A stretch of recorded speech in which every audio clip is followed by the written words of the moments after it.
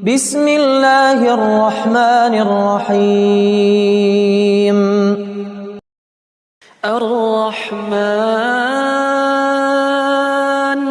علم القرآن خلق الإنسان علمه البيان الشمس والقمر بحسبان والنجم والشجر يسجدان والسماء رفعها ووضع الميزان ألا تطغوا في الميزان وأقيموا الوزن بالقسط ولا تخسروا الميزان والأرض وضعها للأنام